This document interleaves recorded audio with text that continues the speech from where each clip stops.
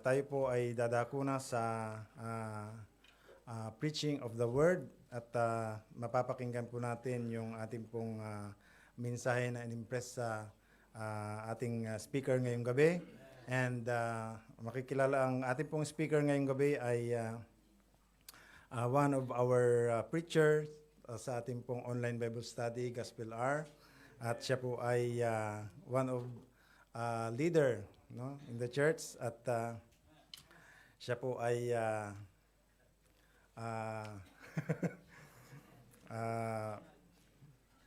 Ilonggo.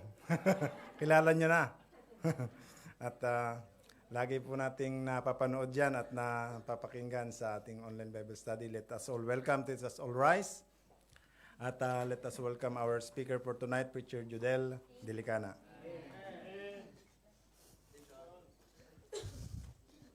Thank you po. Salamat po. Good evening sa lahat. Mekos yung ano ko eh. Okay, so I hope po tayong lahat ay handa na sa pakikinig ng salita ng Diyos. At salamat po, nabigyan po tayo ng mas maraming time, no? At tatapusin ko po, don't worry, tatapusin po natin yung mensahe po na mas maaga, no? Meron po tayong mga 5 points. Okay? So, okay. Please open your Bible in the book of Judges chapter 8. I remember the last time I was here na ako po ay nakatungtong po rito at nag-preach po sa midweek, it was Gideon. And ang title po nung message noon ay Beyond Restraint. And ngayon po, Gideon pa rin. Because hindi ko alam, itong inimpress ng Panginoon, mahilig po kasi ako doon sa series. Pero hindi po ako mahilig sa teleserye, no? Okay? So if you're there from chapter 8 verses 22 to 27, no? Okay, if you are there, please say amen sa atin pong mga kapatid po sa online. Good evening and happy midweek service po. And sabi po ng Judges, tayo po ay magbabasa, no? Ako pong mauna and then sagutan po tayo. Sabi po ng Judges chapter 8, verse 22, Then the men of Israel said unto Gideon, Roll thou over us, both thou and thy son, and thy son's son also, for thou hast delivered us from the hand of Midian.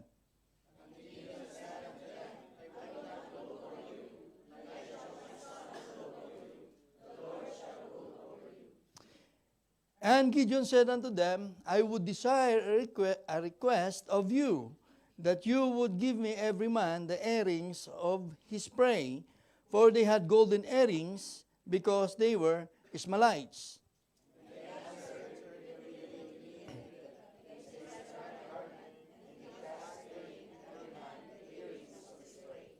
And the weight of the golden earrings that he requested was 1,700 shekels of gold. Beside ornaments, the colors, the purple raiment that was on the kings of Midian, and beside the chains that were about their camels' necks. Tayo po magbabasa lahat. And Gideon made an ephod thereof, and put in the city, even in Ophrah, and all Israel went thither a-warring after it, which thing became a snare unto Gideon and to his house. Again, ang main verse po natin na dito po tayo magbubulay-bulay. Judges chapter 8 verse 27, And Gideon made an ephod thereof, and put it in his city, even in Ophrah. And all Israel went thither a-warring after it, which thing became a snare unto Gideon and to his house. So tayo po ay manalangin. Heavenly Father, we thank you, Lord, once again, Lord, for gathering us, Panginoon, in your worship place. Salamat, Panginoon, for your grace and mercy that you have protected us. Even, Lord, for showering the blessings, Panginoon, na binigyan niyo po sa amin. We thank you, Lord, for all the blessings na amin pong nakamit, even po, Panginoon, sa strength, Panginoon, na inyo pong in-extend, Panginoon, sa amin, Panginoon.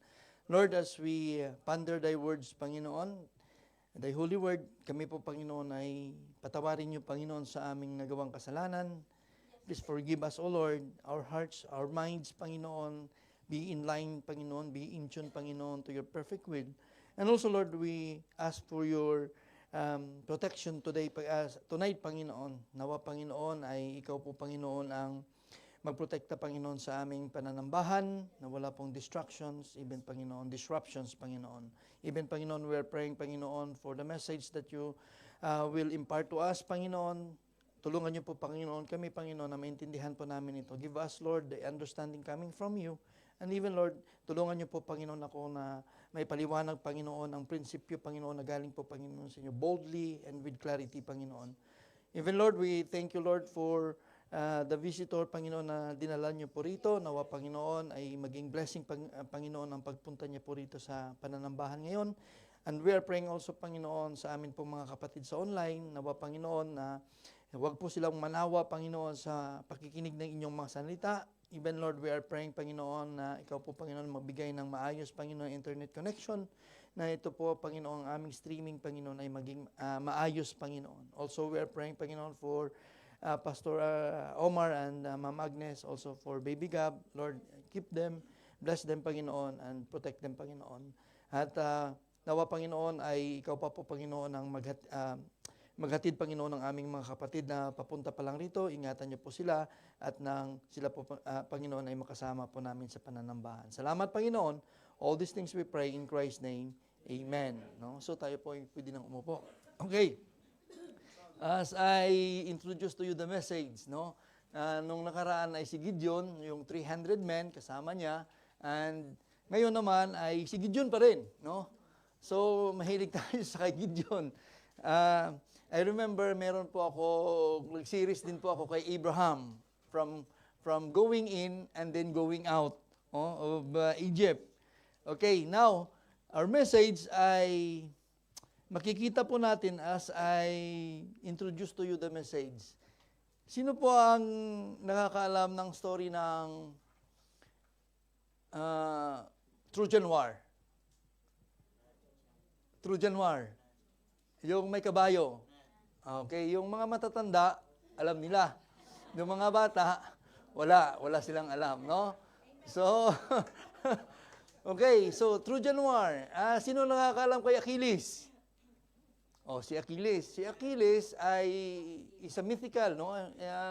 This is a poet na ginawa noon yung Trojan War. It's a story about war of Sparta and Trojan. And then, si Achilles ay isang hero ng Trojan. And he was deep into a bucket of water para maging immortal ang kanyang katawan. The problem is, nung dinip siya, yung kanyang talampakan ay hindi nakasama doon sa paglublob. So that is, kinatawag po ninyo, pag inyo pong narinig yung Achilles heel, yan po ang simula niya. Ang meaning niyan, that is the weakness of Achilles. So we were talking about weaknesses mamaya, no? So malalaman po natin mamaya, no? Now, a brief history of Gideon. Para po makuha po natin yung kung ano pong ating pag-uusapan. Now, in chapter 6, dito kasi nagsimula yung storya ni Gideon. Gideon is one of the judges, no, na hinirang po ng Panginoon kasi wala na po si Joshua. So, nag-appoint ang Panginoon ng mga judges para pangunahan yung bansang Israel. Now, sabi sa chapter 6, the Israelites face oppression from the Midianites. God calls Gideon to lead the Israelites to deliverance. So, si Gideon ang tinawag para manguna sa mga Israelites. Now, God calls Gideon to lead the Israelites to deliverance. Initially, he is doubtful.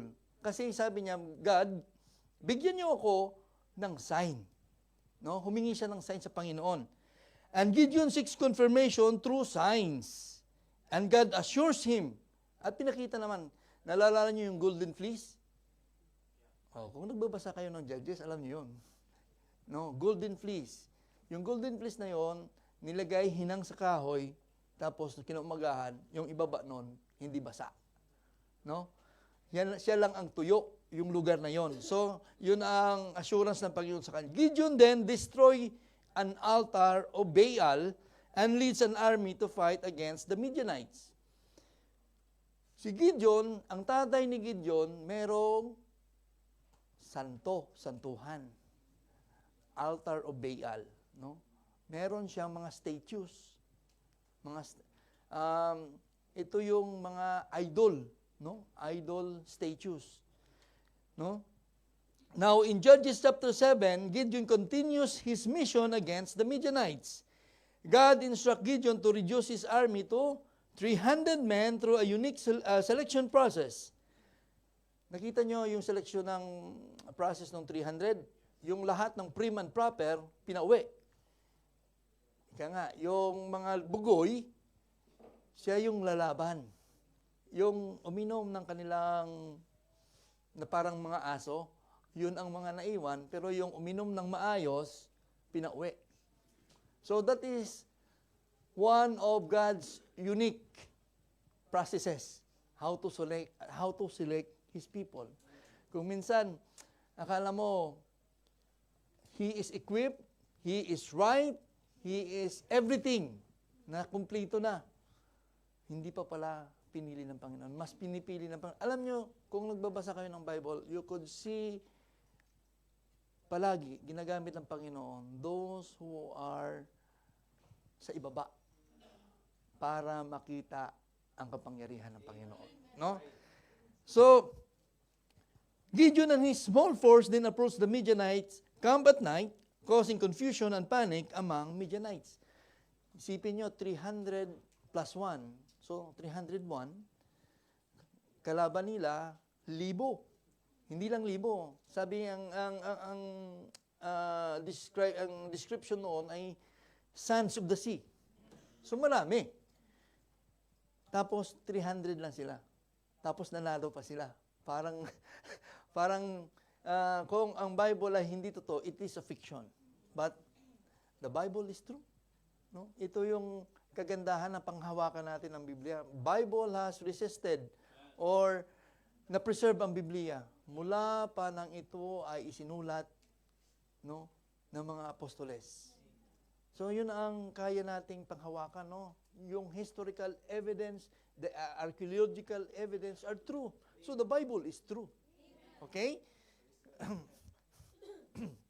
Now, the Midianites turned on to each other, and Gideon's men emerged victorious with the help of God.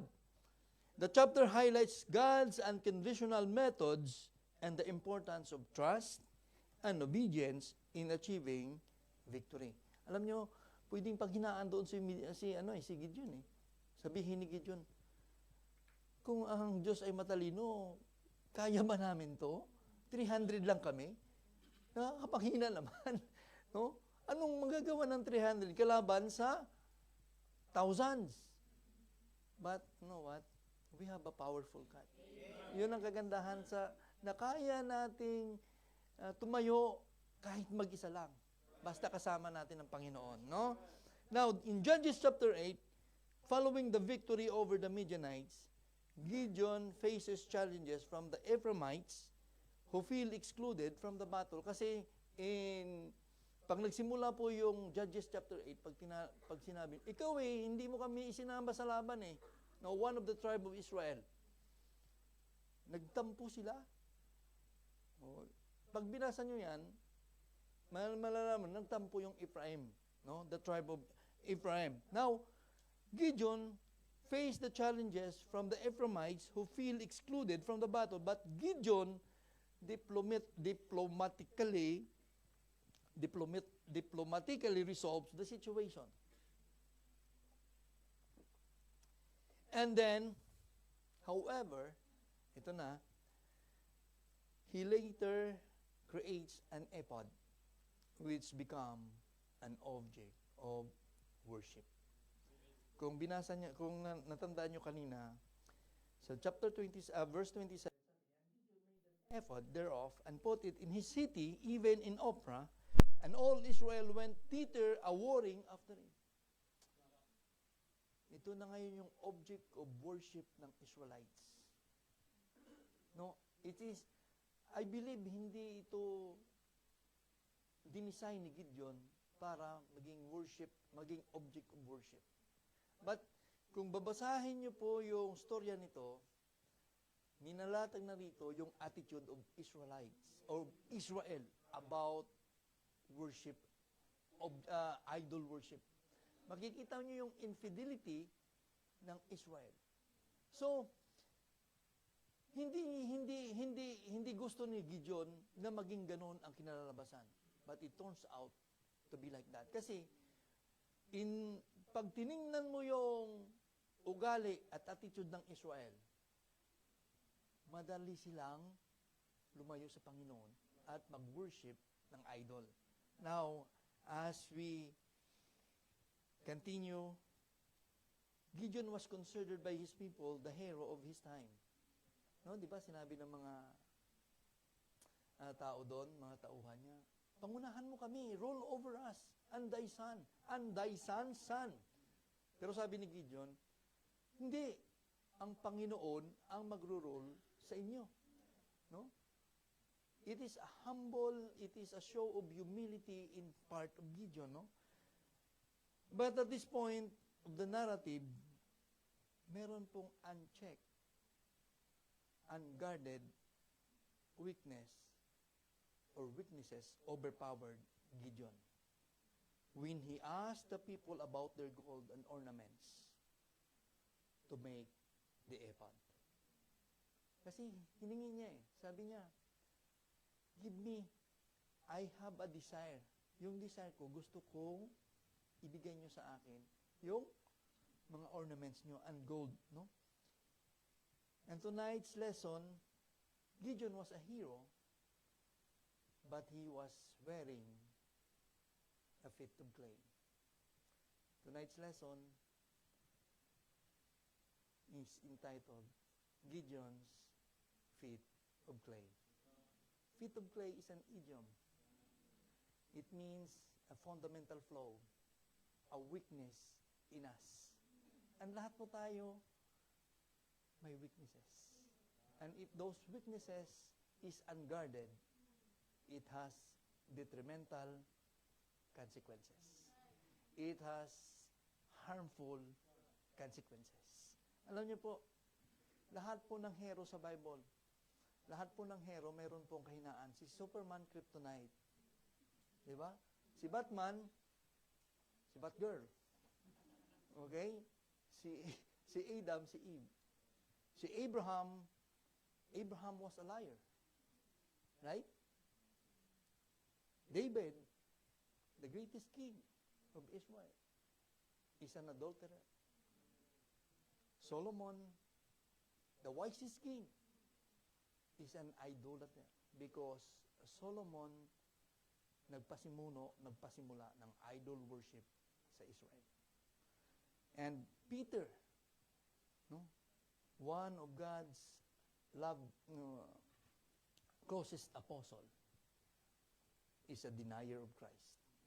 So all of the heroes, they have superpowers, ika nga, they are cut above the rest, but still, they have a feet of clay. Okay? Tonight's lesson is entitled Gideon's Feet of Clay. We will talk about the 3 detrimental consequences of Gideon's unchecked weaknesses or weakness. Point number 1. He made an ephod. Because of that ephod, point number 1, it became the source of his desire. It became the source of his desire. Sabi ng Judges 24 to 25, and Gideon said unto them, I would desire a request of you, that ye would give me every man the earrings of his prey. For they had golden earrings, because they were Ishmaelites. And they answered, we will willingly give them. And they spread the garment, and did cast therein every man the earrings of his prey. Dito po nagsimula po yung ephod. Dito po siya ginawa. Dito po yung lahat ng nakolekt po nila ay dito po nangyari. Dito po hinulma yung ephod. Ang ephod po is a priestly garment na ginagamit po ng mga priest, no, in the time of Gideon. Ngayon, alam niyo po, it is a memorial. I think this is a memorial of Gideon wants to remember his achievements through this ephod. Di ba kung tayo ay mga nananalo, nag-i-excel sa school, di ba meron tayong mga awards? Ano you want it to be memorialized? Kung minsan nga, iba nga, yung asawa ko nga, nakita ko yung mga kwan nila ng kapatid niya, mga medalya nila ng kapatid niya, naka-frame. No, naka-frame. No, kasi sa bahay, sa pabiya, nakita ko, naka-frame yung mga kwan, naka-immortalize, nakalagay doon, para hindi mawala. No?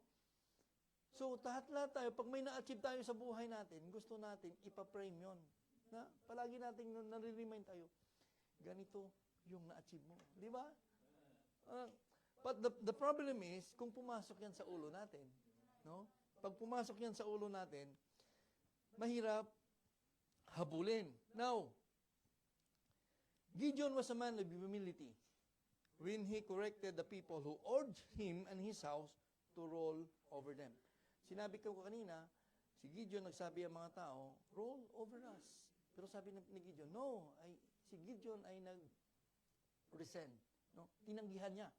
Sabi niya, hindi. Ang Panginoon ang magro-roll over sa inyo. Now, sabi niya, he was a faithful man of God and wanted them to do the same. Gusto ni Gideon, nasambahin pa rin yung Panginoon. Magkakasama sila. Okay, para malaman po ninyo kung anong sinasabi ko, sabi ng Judges 8:20, and Gideon said unto him, I will not rule over you, neither shall my son rule over you, and the Lord shall rule over you. Tama yung tama yung attitude. No? Tama yung attitude ni Gideon. But when you go down to the next verses, Gideon requested the Ishmaelites to give him the earrings from their captured spoils. The passage tells us about a heart transformation. Ang bilis Kanina, merong humility. Ngayon, biglang magbago. No? Kaya mag-ingat tayo sa mga unguarded weaknesses natin. Na kung hindi yan tama yung puso natin, in a split to basikan, split lang, you will do a decision that you will regret for the rest of your life. No? Yung lahat ng pinundar mo, nung lahat na inayos mo, na binigyan mo ng pundasyon, it will crumble in a blink of an eye. Because of unguarded weakness. Na hindi mo nakita ang sarili mo na mangyayari yan sa'yo. But because of your heart, alam niyo yung heart natin, it is a factory of deception and deceit. Nakikita nyo na maayos yung pagkakatingin mo, mamaya-maya, iiba yung klima ng puso mo. Di ba? Maayos ka ngayon, tapos biglang nagtram-tram ka. No? Yung may mga asawa, alam nila yan eh. No? Now, there is a transformation. Noong nakita ni Gideon, wow, ang daming gold nito ah. Ang daming lahat nung nakita niya na ang daming spoils of war. Ang daming dala nilang Now, from humility, napunta sa desire. And that desire speaks of his heart. No? Nagkaroon kaagad ng transformation. Gideon's request for the earrings represent a shift in his perspective. Di ba ganun tayo? Hindi ako hindi ko papasukan yan. Double, kahit ano. Hindi. Ay, Utoy, mawawalan trabaho mo. Hindi. Okay, pasok mo. Hayaan mo yung Sunday. Di ba? It's a heart transformation. Hindi, maninindigan ako na walang hindi ako maghanap, hindi ako magpapaligaw doon sa gwapo. Teka lang, baka maisama ko to sa church, maging Kristiyano to. Di ba? Ganon ka-deceptive yung ating puso. No? Lalo na kung puno ka ng emosyon. Now, Gideon's request for the earrings represent a shift in his perspective. Before, Gideon had turned down idols and worship practices. demonstrating his desire to follow God faithfully. However, desiring the earnings from the Ishmaelites suggests a subtle shift in Gideon's heart. Alam niyo po, pag yung desire natin, kuminsan very subtle yan. Hindi mo malalaman lang. Malalaman mo lang, uy, nagawa ko na to, bakit ganito?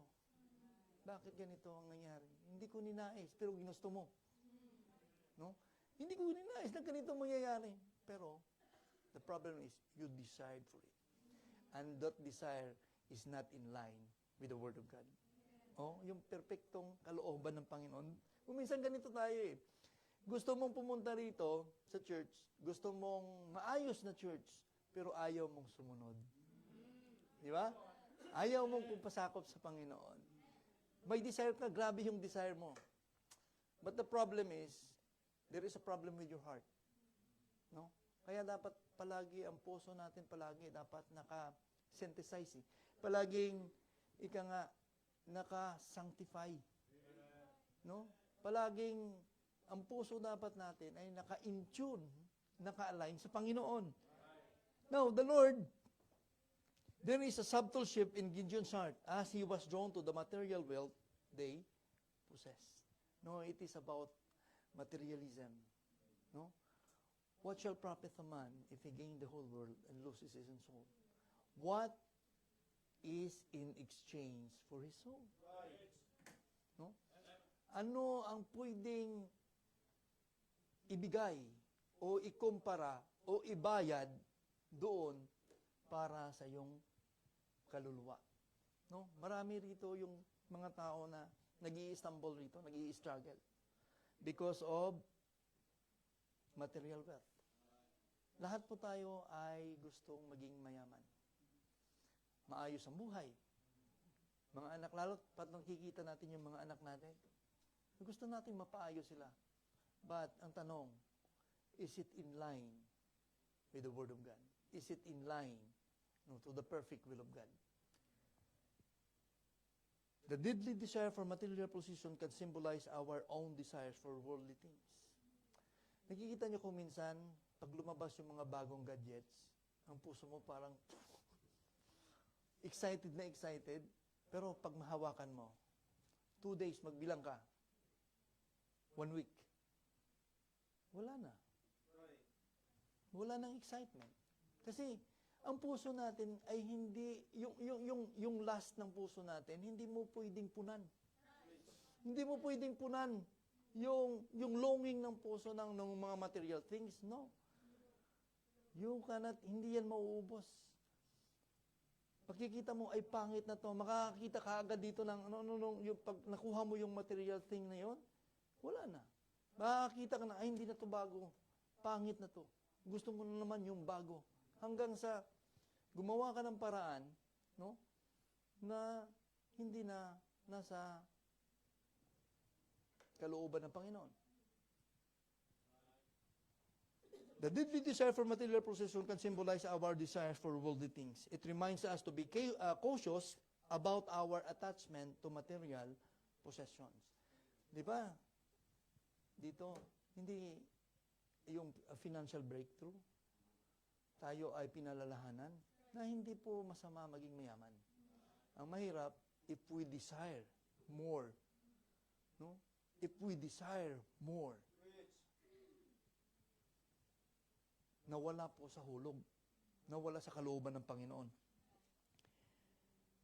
As they can distract us from focusing on our spiritual growth and our relationship with God.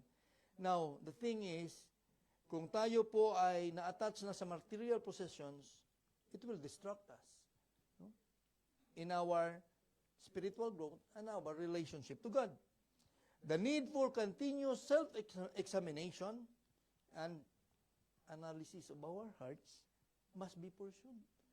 Palagi natin isipin, sabi nga, pag gumawa ka ng desisyon, huwag kang gumawa ng desisyon na ikaw ay sobrang masaya. Huwag kang gumawa ng desisyon na ikaw ay malungkot. Because emotions will overpower you. So palagi natin yan, kalma ka muna, kalma ka muna. Huwag kang magdesisyon ng pabara-bara. Because every decisions every decisions na gagawin, we will give an account.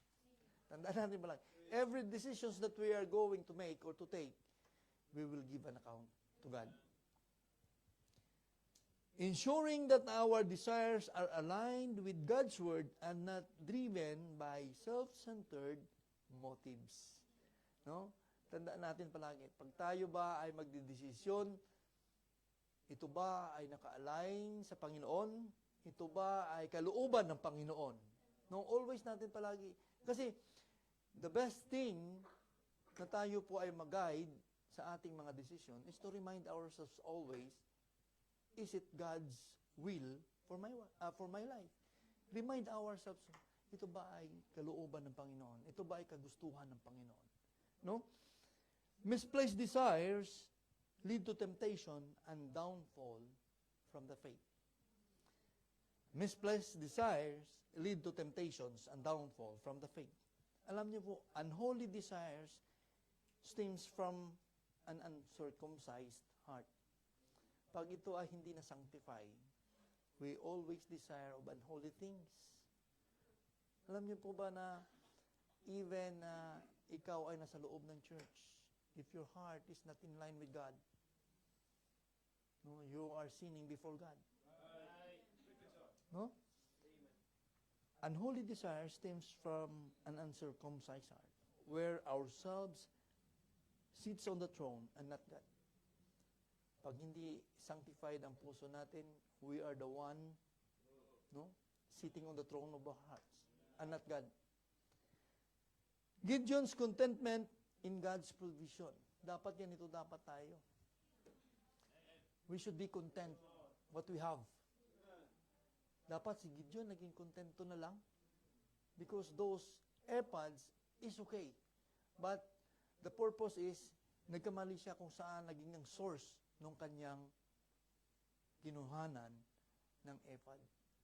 Kasi those things are not sanctified. Yun ay galing sa spoils of war. At hindi po nanggaling, at hindi po yun ginawa niya para sa kapurihan ng Panginoon. It is an achievement na gusto niyang makita palagi na this is our achievements. No? It is a reminder for him na ito yung victory namin. Ito yung spoils of war. Ito yung resibo ng aming kapanalunan. But the thing is, hindi po maganda yung kanyang desire. Unguarded at hindi po dapat sinabi niya, gagawin ko to para sa kapurihan ng Panginoon. Di ba, hindi nyo nabasa dito, hindi mo mababasa dito na gano'n na sinabi niya eh. Humility ang nakita mo una, but there is a transformation of the heart. But the best thing to combat those things, we should be always contented in God's provision. Alam niyo, kung kontento lang tayo sa provision na galing sa Panginoon, hindi na tayo maghahanap ng sobra-sobra pa. The thing is, pag ang puso natin ay nakatuon sa material possessions, then we will not be contented kung ano man ang bigay ng Panginoon. The passage portrays Gideon's desire for the earrings as he saw them as a symbol of wealth and status. Di ba? But true contentment comes from finding satisfactions in God's provision rather than earthly possessions. This encourages us to seek fulfillment in our relationship with God rather than accumulating material wealth. No, we should focus dapat sa ating relationship, no? Ang fulfillment ng ating relationship sa Panginoon, not on focusing the material gain or comparing ourselves to others. Kasi pag hindi ka kontento, you will compare yourselves to others. Bakit siya merong ganito? Bakit siya ang swerte? Ako hindi. Talagang mamalasing ka talaga. No? Kasi hindi naman tayo naniniwala sa swerte. No? It is God's orchestration. It is God's provision. Na, sabi ng Panginoon, needs, not wants. No? Tandaan palagi natin yan. Needs and wants are two different things. Sabi ng Philippians 4:12, I know both how to be abased and I know how to be 11 muna. Not that I speak in respect of want, for I have learned in whatsoever state I am, therewith to be content. I know both how to be abased, and I know how to abound. Everywhere and in all things, I am instructed both to be full and to be hungry, both to abound and to suffer need. No, there are times in our lives na sagana tayo. There are times in our lives na kulang tayo. Diba? Now, anong pipiliin mo? Yung lumakas ang relasyon mo sa Panginoon o lumakas ang kita ng bulsa mo? No? Kung Kristiyano ka, hindi mo na hindi ka na magdadalawang isip. Alam mo na kung anong dapat mong gawin. Alam mo na kung ano yung standing mo sa Panginoon. Okay? Now, we should be cautious about our desires for material possession. Be in surrender to God's will. Ito dapat palagi ang pangontra eh. Be in surrender to God's will. No? Wag naman yung God's will to na magkaskas ka. O manalo ka sa kaskas, o God's will to. No. Wag naman, out of context tayo dyan. No? Out of context tayo dyan. And examine our motives and our desires. Ginagawa ko ito. Bakit ko ginagawa ito? Ito ba ay sa kapurihan ng Panginoon? Ito ba ay inline sa Panginoon? Ito ba ay makaka-encourage sa birthday? Di ba? Ito ba ay makapagpapalago sa buhay spiritual ko? Now, and find contentment in God's provision rather than the worldly wealth. By applying these truths in our lives, we can grow spiritually and cultivate a deeper relationship with God. Ito dapat yung magandang gawin natin kasi para lumalim yung ating relasyon sa Panginoon. No? Ang hirap kaya na makakarinig ka lang ng preaching na medyo meaty, iiwanan mo na yung tisod ka na. No? Alam mo, ang babaw ng relasyon mo sa Panginoon. Pag ganon ang pag ganon ang thinking mo, pag ganon ang line of thoughts mo, parang yung passerby ka lang. Parang chismoso. Nagtipon sila, o ano yan? Ay, alis ka. Ganon. Pag meron kang malalim na relasyon sa Panginoon, no, hindi mo iiwan ng Panginoon. No, alam mo kung anong ginagawa ng Panginoon sa buhay mo. So, we should be appreciative, no? Our desires, our hearts should be subdued sa ating Panginoon.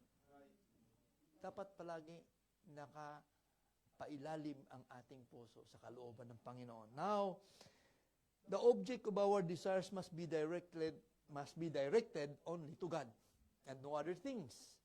Our foremost desire must be directed to glorify God in our lives.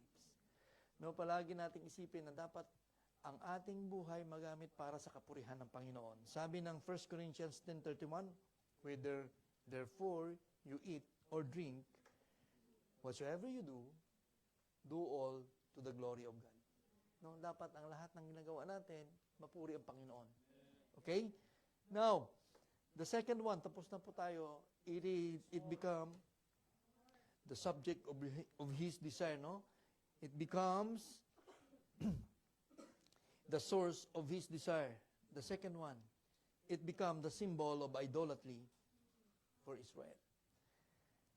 Judges 8:27, and Gideon made an ephod thereof, and put it in his city, even in Ophrah, and all Israel went thither a-warring after it. Which thing became a snare unto Gideon and to his house. Look at the praise, and all Israel went thither a-warring after it. No? become the source of Israel's infidelity. Alam niyo po, pag ikaw ay may asawa ka, no? At tumingin ka sa ibang babae, you're worrying after it. No? Ikaw ay, forgive my salita, no? Ikaw ay naghaliparot? Is it the right word? No? Ikaw ay naging isang haliparot? No? If you're worrying about it, that speaks about infidelity. No? Untruthful. Now, ephod in Hebrew, ika nga ito kanina, sabi ko, it is a priestly garment. Ito ay ginagamit ng mga high priest. It is costly. It is a woven of gold, blue, purple, scarlet, and linen threads provided with shoulder pieces in the breastplate of like materials ornamented with gems and gold. So this priestly ephod, no? This ephod is made of costly materials. Tama nga naman na itong gold na ginamit. But the problem is, the desire of Gideon na ibalandra ito doon sa mga lugar, sa lugar niya at sa Opra, na alam niya na attitude of Israel is they are infidel to God. They are tend to worship the thing kaysa sa Panginoon. Nakita niyo po yung Nihustan? Naalala niyo yung Nihustan? I think Preacher Joshua, Brother Joshua preached it before. Ito yung ginamit, no? It is a symbol of God's salvation for Israel. At ito'y sinamba nila. Diba? Ito ay sinira, diba? Yung Nihustan. Now, that is the problem with Israel because of their infidelity and truthfulness sa Panginoon. Israel's attitude is apparent when the people urges Gideon to roll over them and not God. Di ba sinabi nila sa kay Gideon, roll over us. Sabi ni Gideon, no, God will roll over you. The loyalty was to the man and not God. Makita mo na kaagad yung pagkalatag pa lang. Ang loyalty nasa tao na, hindi sa Panginoon. The passage of Judges 8:27 is that the ephod made by Gideon became a symbol of idolatry for Israel, leading them to astray from worshiping God alone. Now, the deceptive nature of idol. One of the nature of idol is deception. Alam niyo, yung panlilin lang. Hindi mo malalaman, nandun ka na pala nag-worship sa idol. The ephod made by Gideon was originally intended as a memorial. Alam niyo po, the first thing na pumasok po rito sa akin before I made the title of Gideon's Feet of Clay, ang una pong pumasok po rito sa akin, yung ephod.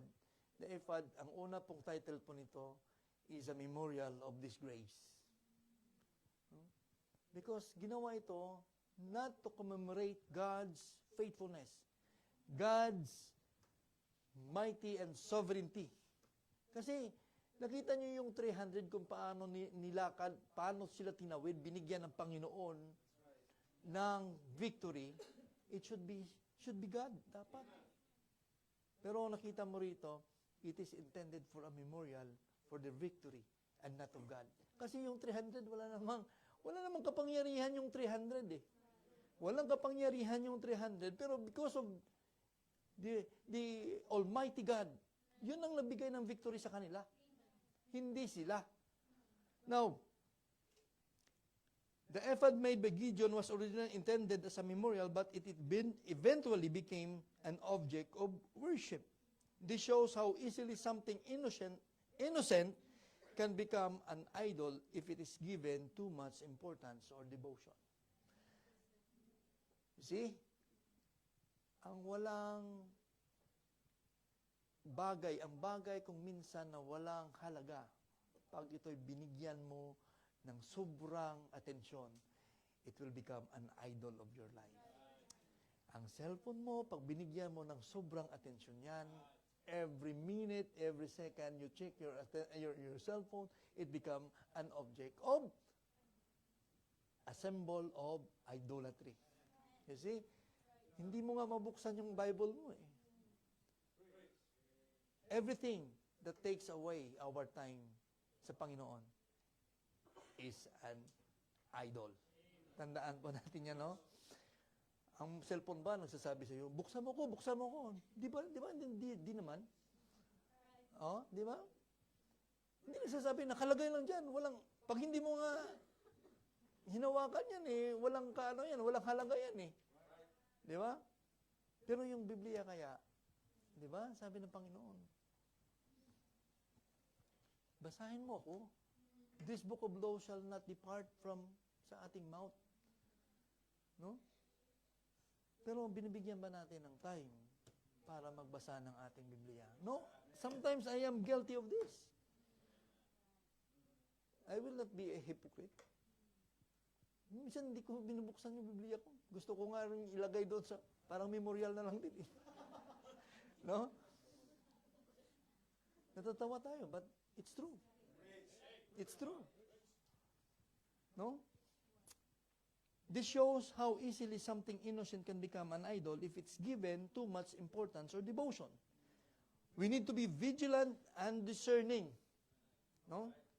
Ensuring that we don't let anything take the place of God in our lives. Amen. Don't let something or somebody or someone or anything take away the place of God in our lives. Okay? Be aware of the dangers of idolatry. Meron pong danger ang idolatry. No? Idolatry involves placing someone or something above God. Giving them our devotion and worship. Alam nyo, yung idols ng iba, na sa bahay nila, di ba? There is no importance sa kahoy. But you see, they give devotion and worship to that idol. Minsan, alahas. Kung minsan, pera. That is an idol. Trabaho. Position. Kung minsan, ayaw mong masunod dahil baka bumaba ang position mo sa Panginoon. Sa trabaho, hindi sa Panginoon. Okay lang na bumaba yung relasyon mo sa Panginoon. Huwag lang sa trabaho kasi kumikita ka. Di ba? Now, it can be anything that becomes a substitute for a genuine relationship with God. Whether it is material possession, people, or even our own desires. Kung minsan, tao. Di ba? Dapat ikaw yung pumupunta, kinukuha mo papunta rito sa loob. Hindi ikaw yung nadadala palabas. No? So be very careful. Very deceptive. Kung minsan, ang nagiging idol mo na yung tao sa labas. Kasi yung ano ba? Affected yung heart mo. Kasi naghahabol ka. No? Kung minsan yun ang nangyayari sa tao, hindi mo lang mahintay yung sagot ng Panginoon. Gusto mong pangunahan ng Panginoon. And the thing is, gagawa ka ng desisyon na magpapalayo sa iyo sa Panginoon. Sabi nga, no, huwag mong gayahin yung kanta ni Andrew A. No? Kung gusto mong lumigaya yung buhay. No? Huwag mo naman yun. Maghahanap ka na nga lang, pangit pa. Huwag. Hanapin mo yung relasyon sa Panginoon. Di ba? Hanapin mo yung relasyon sa Panginoon. Pag maghanap ka, hanapin mo yung marunong magbukas ng Biblia. Di ba? No, lahat tayo. Maliban sa may asawa, wag na kayo maghanap. Wag na kayo maghanap, please. Lahat tayo, pag tayo ay naghanap, ay yung mga yung naghanap, searching. Pag naghanap po kayo, hanapin nyo yung tao na marunong magbukas ng Biblia. Kasi hindi po kayo dadalhin sa kapahamakan yan. Ilalapit pa kayo sa Panginoon. No? Now, sabi ng Colossians, ng 1 John 5:21, little children, keep yourselves from idols. Colossians 3:5, mortify therefore your members which are upon the earth, fornication, uncleanness, inordinate affection, evil concupiscence, and covetousness, which is idolatry. God must be worshipped alone. Ang Panginoon lang ang dapat ma-worship. It is a reminder of the exclusive nature of true worship. Alam niyo po, it is an exclusive nature of true worship sa ating Panginoon.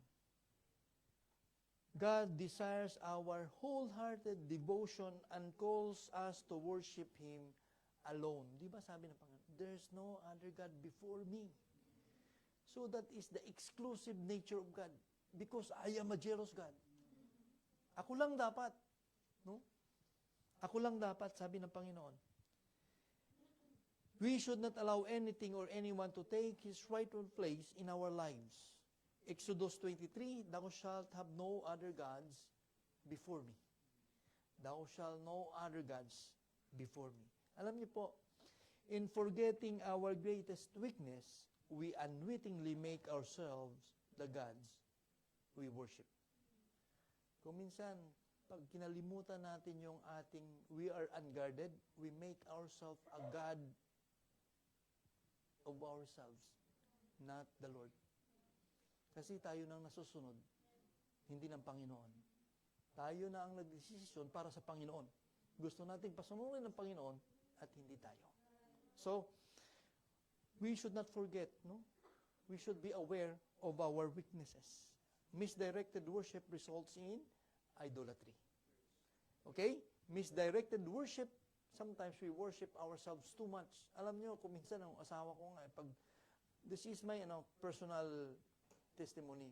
After matapos ko yung preaching engagement sa OBS, o Gospel Hour, my inclination, my human inclination, gusto kong tanungin ka agad yung asawa ko, hindi ko kayo tinatanong. Tatanungin ko yung asawa ko, okay ba? Yes. Gusto ko. Tapos sabi nga, by God's grace, hindi, gusto ko yung ibang marinig ko, okay ba? Kasi may gusto ko marinig na iba na sasabihin niya, maganda yung ano mo. Di ba? Yun ang human inclination ko. Yes. Kahit sino sa atin. Yun ang gusto mong marinig na may lift up yung sarili mo. You become the object of your worship. You see? Pag misdirected yung worship mo, you are doing the idolatry. Yun ang gustong-gusto ng puso ko. Parang kinikiliti yung puso. Sige na, sabihin mo na yung tinga. Pero sabi ng asawa ko, by God's grace, I thank God, I was reminded I should be humble before in front of God. No? Kasi wala akong magagawa eh. Nag-i-stammer nga ako. Yung P ko nagiging F eh. Yung B ko nagiging B. So what thing na pwede kong itaas sa sarili ko? It is only because of the Lord Jesus Christ, of God. Diba? Now, kanina sabi ko, misdirected worship results in idolatry. And we go to the third point. No? Third point. Kanina, it became the source of, nakalimutan ko, it became the source of desire. It became the object or the symbol of idolatry of Israel, no, for Israel. And the third one, it became a snare for his family, for Gideon and his family. Now, okay, sabi ng verse 27, and Gideon made an ephod thereof, and put it in his city, even in Ophrah. And all Israel went thither a-warring after it, which thing became a snare unto Gideon, and to his house. Now, natandaan niyo ko kanina, a snare in Hebrew is mukes, bait, lure, snare, a snare, or a trap. No, it is a trap for him and his family. Bakit? Let's go back to Gideon chapter 6. Makikita niyo po doon na sinira ni Gideon yung worship place ng kanyang ama. The worship place of Baal. Okay, sabi ng Judges chapter 6 verse 25, and it came to pass the same night that the Lord said unto him, take thy father's young bullock, even the second bullock of 7-year-old, and throw down the altar of Baal, and that thy father hath. So meron po itong, in Tagalog, what is idol? Idolo, no, the other one, the statue, yung statue. Diyos-Diyusan. Meron po itong Diyos-Diyusan. Okay? Ang hirap Tagalog, no? Para tayong ibang, parang ibang lahi ko, ah. No? And sabi niya, meron po itong Diyos-Diyusan, meron po siyang idol. And take thy father's, throw down the altar of Baal that thy father hath, and cut down the grove that is by it. No, and verse 26, and build an altar unto the Lord thy God upon the top of this rock in the ordered place, and take the second bullock and offer a burnt sacrifice with the wood of the grove, which thou shalt cut down. Verse 27, and Gideon took 10 men of his servants, and did as the Lord said unto him. And so it was, because he feared his father's household and the men of the city, and he could not do it by day, and he did it by night. Sinira niya, pero nagtayo siya. You see how idols, deception. Alam nyo, kung minsan yung ginagawa natin, may balik pag hindi natin guarded ang ating weaknesses. No? The very thing that he has destroyed has haunted him back and became a trap for him and his family. Kasi inatrap na yung pamilya niya doon dati. His family was trapped before because they had an altar of Baal. Meron silang altar. At binibigyan nila ng worship, binibigyan po nila ito ng pagpahalaga. And then, Cain, he made an ephod and put his family in danger. The ephod became a snare to Gideon's family for a couple of reasons. First, the ephod was a sacred garment associated with religious rituals and worship. It was meant to be worn by the high priest and used for seeking guidance from God. Hindi ito ginagamit para i-worship, para i-display. Nakita nyo naman, gumawa siya sa kanilang lugar, gumawa pa sa lugar ng Ofra. So meaning, ito ay dinidisplay. But this garment, it is used with religious rituals and worship. It was meant to be worn by the high priest and used for seeking guidance from God. Now, however, Gideon made an ephod out of the spoils of war, potentially disregarding its intended purpose and significance. Na-defeat yung purpose. Kasi yung pinanggalingan nito ay hindi niya inas ang Panginoon. Hindi niya tinanong Panginoon, di ba? It came out from his desire. Now, the idolatrous worship of the ephod or of the ephod led to a downfall for Gideon's family. It became a snare because it diverted their attention and devotion away from God. Natanggal na eh. Natanggal na yung altar of Baal. Lumapit na sila ulit sa Panginoon kasama yung kanyang family. Di ba sinabi na kanina dito, rule over us, sabi na, thy sons and thy sons' sons. So ibig sabihin, kasama ni Gideon sila na nag-worship na sa Panginoon. Pero ito bumalik ko. Kuminsan ito ang problema sa atin eh. Gusto nating balikan yung dating idols natin. Nandito na tayo sa loob. Kasama na natin, may relasyon tayo sa Panginoon. The thing is, kung minsan gusto mo pang bumalik sa dati mong buhay. No? Gusto mo pang balikan yung si dati, kaya nga sinabing dati na, dahil wala nang babalikan eh. Ex mo na yon.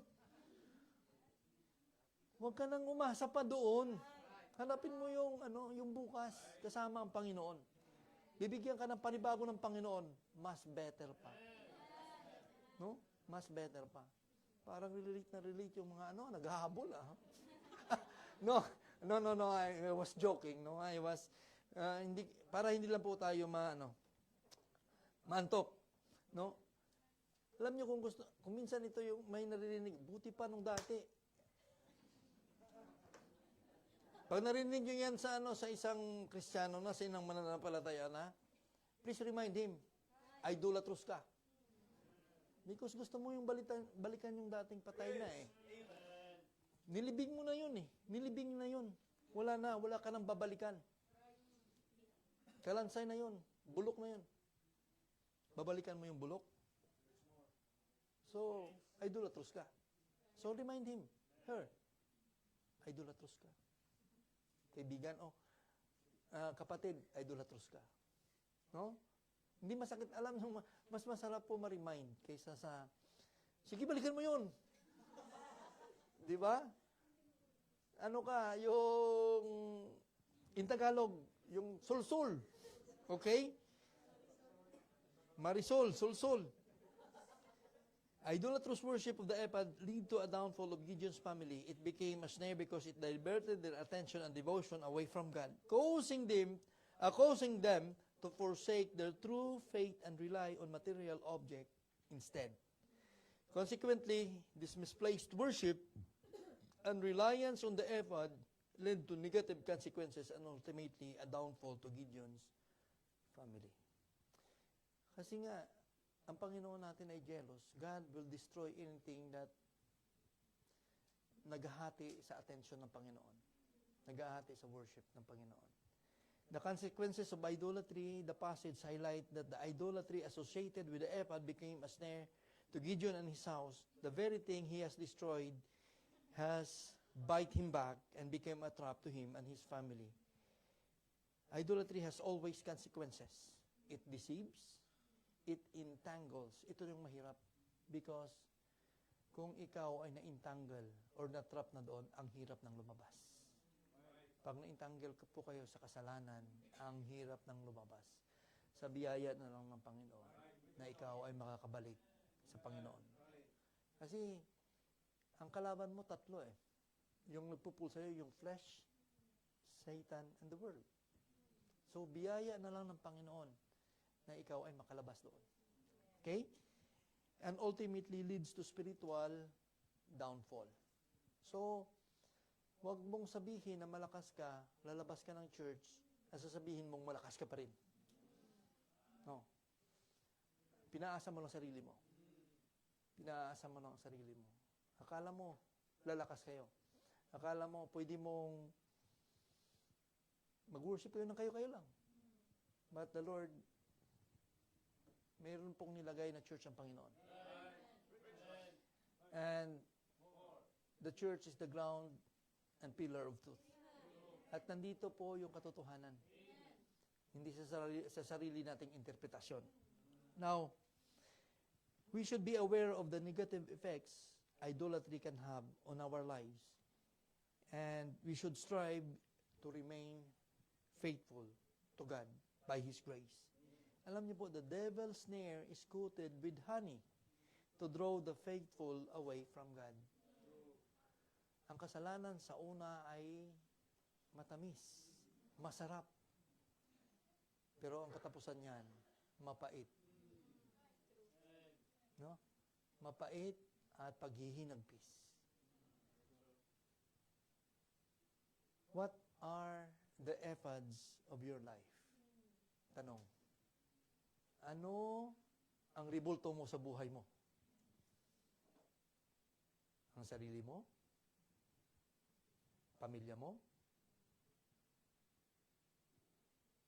Trabaho? Pera? Pera? Pera.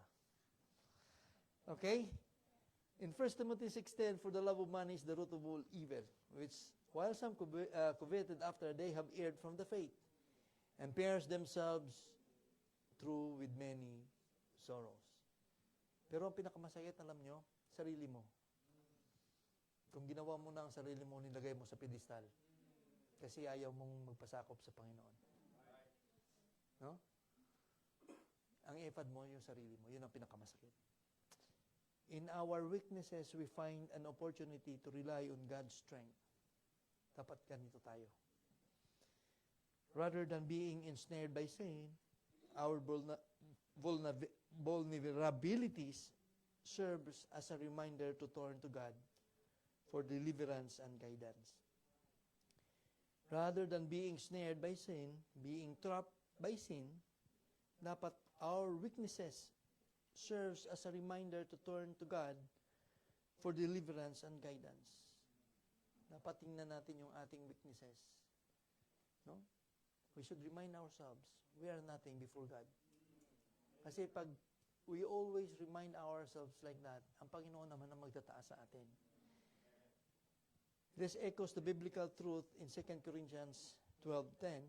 Therefore, I take pleasures in infirmities, in reproaches, in necessities, in persecutions, in distress, for Christ's sake. For when I am weak, then I am strong. Because the power of God, if we are weak, we will rely to the power of God and not of ourselves. God's strength become evident when we are weak. Embracing our limitations become a pathway to a deeper dependence on the Almighty. You see, embracing our limitations becomes a pathway to a deeper dependence on the Almighty. As we conclude, Gideon's feat of clay serves as a reminder how his once humbled symbol became a vessel for his desires, transforming into a potent force that led him toward the pitfalls of idolatry. Ultimately, what began a seemingly insignificant object became a snare, ensnaring not only Gideon but also his family. The life story of Gideon serves as a cautionary reminder about the consequences when symbols of humility are overshadowed by the allure of personal aspirations. Okay? When the symbol of humility are overshadowed by the allure of personal aspirations. Tayo po ay tumayong lahat. May this message remind us about our yung ating kalagayan in front of a mighty God. Let us pray. Heavenly Father, we thank you, Lord, for this night that you have reminded us, Panginoon, of our standing before you, Panginoon. Lord, we are nothing. Thank you, Lord, for reminding us the life of Gideon. We know, Lord, that you have used him mightily, but because of personal aspirations, Panginoon, siya po, Panginoon, he led Israel into idolatry and a snare or a trap in his family, Panginoon. Panginoon, help us, Lord, to see ourselves, Panginoon, depending on you. For we are nothing, Lord. Don't let us, Panginoon, na kami po, Panginoon, ang manguna sa aming puso, Panginoon. May you always sit, Panginoon, on the throne of our hearts. Direct us, guide us, Panginoon. Lord, sa oras na ito, Panginoon, search our hearts. Subdue our hearts, Panginoon. Kung kami, Panginoon, ay naging mataas, Panginoon, sa inyo, patawarin niyo po, Panginoon, kami. For our lives, Panginoon, is only dependent, Panginoon, sa inyo. Ikaw po ang nagbibigay ng lahat po sa amin. May our hearts be always contented, Panginoon, sa inyo pong biyaya, sa inyo pong kaparaanan, at hindi, Panginoon, sa amin. Panginoon, guide us, help us, dahil kami po, Panginoon, ay unloyal kung minsan. Kami po, Panginoon, ay unresponsive, Panginoon, sa inyong call. Help us, Lord, direct our paths, Panginoon. Because ikaw lamang po, Panginoon, na makadirect sa aming nilalakaran at hindi po kami, Panginoon. Dahil ang amin pong, pag kami po ang nanguna, Panginoon, tiyak kami po, Panginoon, ay mapupunta sa kapahamakan. May you always guide us, Lord. May you always direct us. And may you always empower us, enable us by your grace, Panginoon. Salamat, Panginoon. All these things we pray in Christ's name. Amen.